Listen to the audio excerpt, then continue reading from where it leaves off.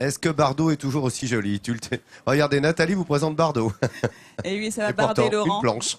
Alors, oui, je vais vous présenter donc un savoir-faire qui est très connu dans la région, le bardage. Alors, en quoi ça consiste? Eh bien, ça consiste à revêtir les murs et les façades de ces morceaux de bois, de ces plaquettes de bois, pour les protéger des intempéries. Alors, vous allez en voir un exemple en image, un moulin dans la région de Bagnoles-de-l'Orne, qui a été tout récemment restauré. Alors pourquoi est-ce que les bardeaux ont vraiment une place de choix comme matériau de construction, aussi bien dans la construction traditionnelle que dans l'architecture moderne? Eh bien parce que déjà c'est esthétique, vous le voyez, hein, ça se fond parfaitement dans l'environnement, dans le décor, et surtout c'est durable dans le temps. Et ce moulin, il y a entre 10 et 12 mètres carrés de bardage. Il faut compter 100 bardeaux par mètre carré. Donc imaginez le nombre de coups de maillet. On les entend depuis tout à l'heure derrière nous.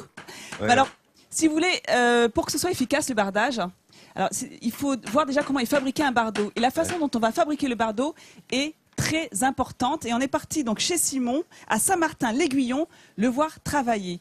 Alors lui, Simon, il pratique la technique historique qui est réputée comme la plus efficace. C'est la technique dite le quartier alterné. Donc il va d'abord fendre le tronc en 4 avec son maillet. Puis il va recouper le tout en 2 pour obtenir une planche plus fine, toujours dans le sens de la fibre naturelle du bois. Ça, c'est très important parce qu'il faut la respecter. C'est ce qui va permettre un bon écoulement de l'eau et éviter la déformation sous le long terme.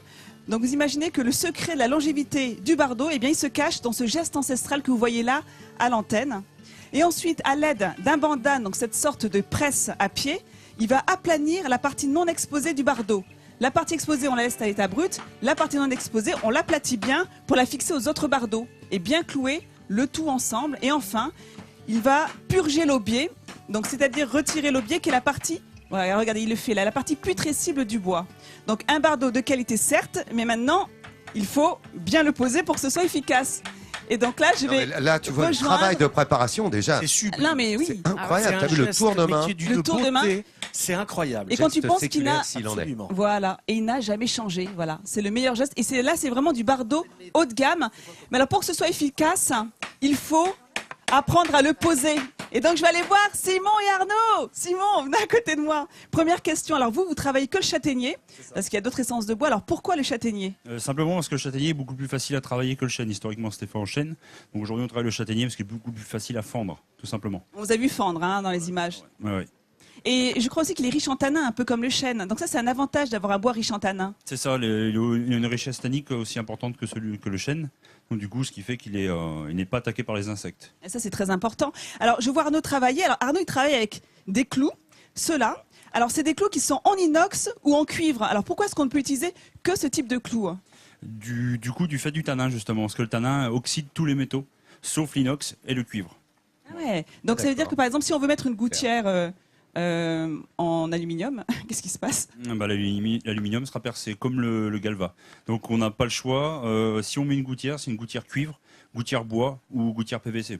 Ou bien on fait un débord de toit, quoi, si on n'a pas envie de mettre de gouttière. Voilà, c'est ça, exactement. Et alors, je le vois poser là, les différents bardeaux. Alors, est-ce qu'il y a un espace à respecter? Est-ce qu'il y a quelque chose à faire en particulier? Voilà, donc déjà la partie qui va être exposée à l'eau doit être de 11 cm. C'est ce qu'on appelle le pureau, hein, c'est ça? Exactement.